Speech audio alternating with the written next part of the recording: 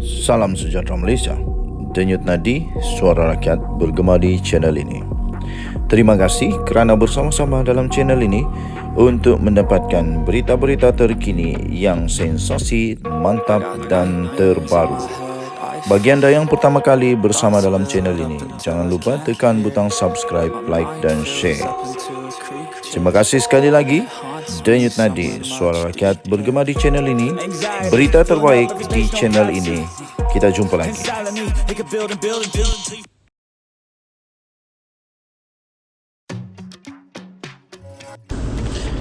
Salam sejahtera Malaysia. Denyut nadi suara rakyat bergema di channel ini. Berita terkini yang menggemparkan seluruh Malaysia. Berita dipetik daripada Astro Awani. Tiada duta bertaraf menteri. Fahmi kecewa dengan PM. 13 Disember 2023. Berita penuh Putrajaya. Menteri Komunikasi Fahmi Fadzil secara berseluruh menyatakan kecewa dengan tindakan Perdana Menteri Datuk Seri Anwar Ibrahim yang tidak melantik duta bertaraf menteri dalam Kerajaan Madani. Beliau menjelaskan pelantikan seperti itu adalah pembaziran yang pernah diamalkan oleh kerajaan sebelum ini.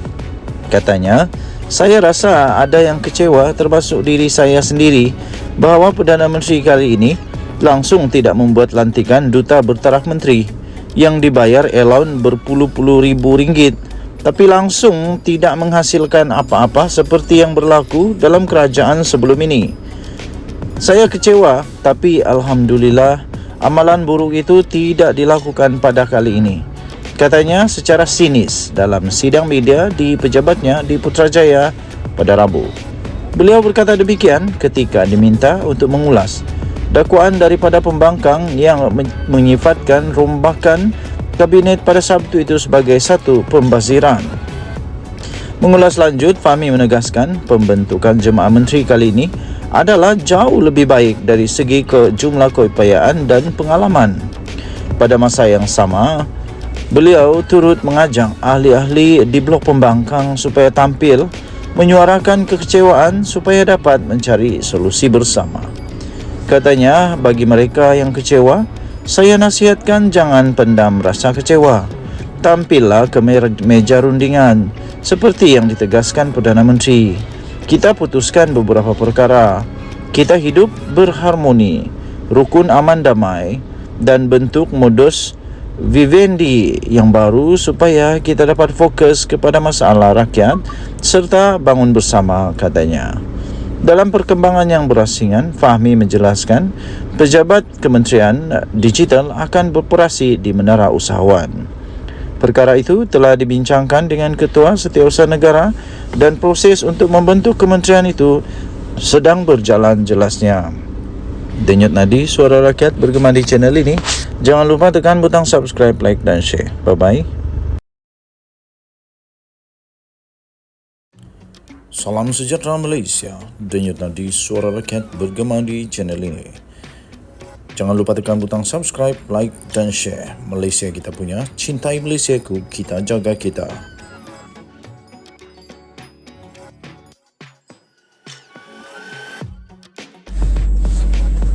Salam sejahtera Malaysia. Denyut nadi suara rakyat bergema di channel ini. Saya sudah agak Hamzah Zainuddin akan tercabar. Pemimpin Bersatu canang-canangkan Samsuri calon PM. Kata penganalisis pun begitu. Saya pun sudah agak diterbitkan di Free Malaysia Today. Ini pendapat-pendapat daripada pakar-pakar politik, penganalisis politik Malaysia. Hamzah Zainuddin dah habislah. Memang tak ada lagi lah peluang. Bersatu bukan sekuat PAS, malah Bersatu. Banyak penganalisis politik berpendapat sebenarnya Bersatu ini berharap sepenuhnya kepada PAS. Mereka menang pun kalau kerana PAS. Kalau tidak ada PAS belum tentu boleh menang. Jadi memang patutlah Samsuri yang dicanang sebagai calon Perdana Menteri. Tapi penganalisis melihat itu Hamzah Zainuddin tercabar. Kesianlah, memang tak ada peluang lagi lah. Dalam siri kempen PRK Kemaman, Ketua Penerangan Bersatu Razali Idris sendiri berkata Ahmad Samsuri Mokhtar adalah calon Perdana Menteri masa depan untuk PN. Habislah. Ini memang sudah letak kepala di atas handatan. Anda tahulah macam mana. Tapi memang menyerah dirilah. Bersatu menyerah diri sepenuhnya kepada PAS. Dengan Ketua Penerangan Bersatu ini mengakui bahawa calon Perdana Menteri daripada PN, daripada PAS memang sudah menyerah dirilah. Kesianlah Hamzah Zainuddin.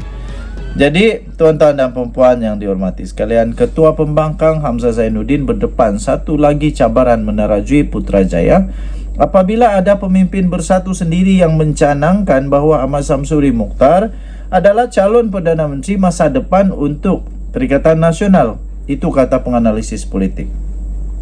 Mazlan Ali daripada Universiti Teknologi Malaysia berkata sebelum ini Hamzah diwar-warkan adalah manusia yang bakal menggantikan Muhyiddin Yassin jika beliau melepaskan jawatan Presiden, disokong kenyataan beliau dilatih untuk menjadi pemimpin masa depan. Tapi itu semua hanya tinggal kenangan. Dalam ucapan dasar Perhimpunan Agung Tahunan Bersatu pada 24 November lalu, Muhyiddin mengumumkan hasrat untuk enggan mempertahankan jawatannya pada pemilihan parti tahun depan. Namun telah membuat pusingan U-turn keesokan harinya selepas mengambil kira kononnya pandangan ahli keluarga serta keluarganya serta ahli dalam Bersatu. Hamzah Zainuddin yang sebelum ini dilihat bakal mewarisi kepimpinan akan ada sedikit cabaran. Kali ini perlu bersaing dengan Samsuri yang dilihat sangat menonjol dan dicanang-canang beliau adalah bakal calon Perdana Menteri dari Perikatan Nasional. Malah diulas sendiri oleh Ketua Penerangan Bersatu Razali Idris yang menyatakan Dr. Sam adalah bakal calon Perdana Menteri masa depan sekiranya menang PRK Kemaman. Itu kata Mazlan kepada FMT. Hui, Razali Idris sendiri mengulas lagi tu. Ini memang betul-betul mengaku kalah kepada PAS dan memang betul-betul tak ada harapan lagi lah daripada PN, daripada Bersatu untuk jadi calon Perdana Menteri. Tak ada harapan, kosong dah. Dalam siri kempen PRK Kemaman termasuk di media sosial, Razali berkata pengundi kawasan itu bertuah kerana Samsuri yang juga Menteri Besar Terengganu bakal menjadi Perdana Menteri masa depan PN jika menang pilihan raya esok. Dia kata pada waktu itu. Sudah tentu rakyat Kemaman untung, pembangunan Kemaman untung dan ekonomi Kemaman untung andainya Dr. Sam diangkat menjadi Perdana Menteri. Itu kata Razali yang juga ex-Ko Terengganu di Facebook. Muhyiddin yang juga pengurus CPN pula menyifatkan pencalonan Samsuri untuk menunjukkan mereka mempunyai ramai tokoh sambil tidak menolak naib Presiden PAS berkenaan sebagai calon Perdana Menteri gabungan itu. Mazlan berkata walaupun berdepan situasi itu, Hamzah Zainuddin yang juga adalah ahli Parlimen Larut tidak akan mengambil tindakan luar biasa bertanding jawatan Presiden Bersatu. Mungkin mengambil sikap tunggu dan lihat bergantung selama mana Muhyiddin mau menjadi ketua. Katanya saya tidak nampak Hamzah akan mencabar Muhyiddin sekurang-kurangnya sehingga PRU 16. Jika tiada ruang selepas itu ada kemungkinan beliau akan mencabar dan ini bergantung kepada perkembangan pada masa depan. Katanya yang bagaimanapun menjangkakan Hamzah Zainuddin akan mewarisi kepimpinan Bersatu melalui tradisi muda. Sementara itu Azmi Hasan daripada Akademi Nusantara pula berpandangan pencalonan Samsuri di PRK Kemaman bukan strategi menjadikannya calon Perdana Menteri. Sebaliknya bimbang gagal menang besar selepas Barisan Nasional meletakkan bekas Panglima Tentera Jeneral Bersara Raja Mohamed Afandi Raja Mohamed Nur.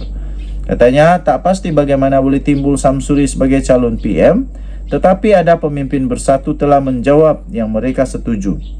Ini menunjukkan mereka sebenarnya telah terperangkap dengan percaturan politik PAS. Kesianlah.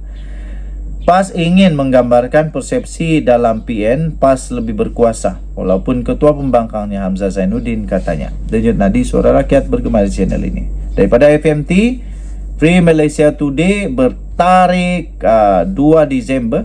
Tarikh laporan ini adalah 2 Disember 2023 dengan tajuk Hamzah tercabar, pemimpin bersatu canang Samsuri calon PM kata penganalisis. Kita jumpa lagi, bye-bye. Salam sejahtera Malaysia, denyut nadi suara rakyat bergema di channel ini. Nampaknya bersatu sudah jatuh di timpa tangga. Sudahlah, mereka tak kuat lagi. Sekarang hancur, berkecai dengan perpecahan. Dah 5 orang keluar daripada sokong Muhyiddin, sokong kepada Anwar. Sekarang ini mereka berharap adalah mungkin kerjasama dengan bekas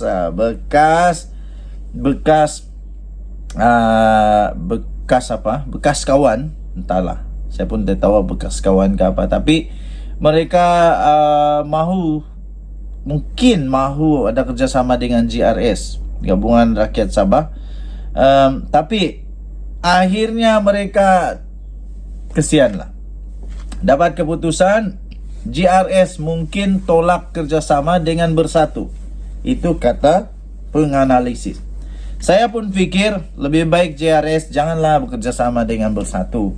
Kalau sudah bersama dengan kerajaan, lebih baik bekerjasama dengan kerajaan lah. Jangan bikin pening di negeri lain, di persekutuan lain, itu bikin pening. Harap-harap GRS buatlah keputusan terbaik. Jangan bikin pening.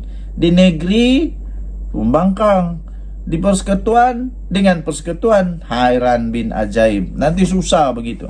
Tapi kalau GRS memang tolak kerjasama dengan bersatu, memang kesian lah Muhyiddin.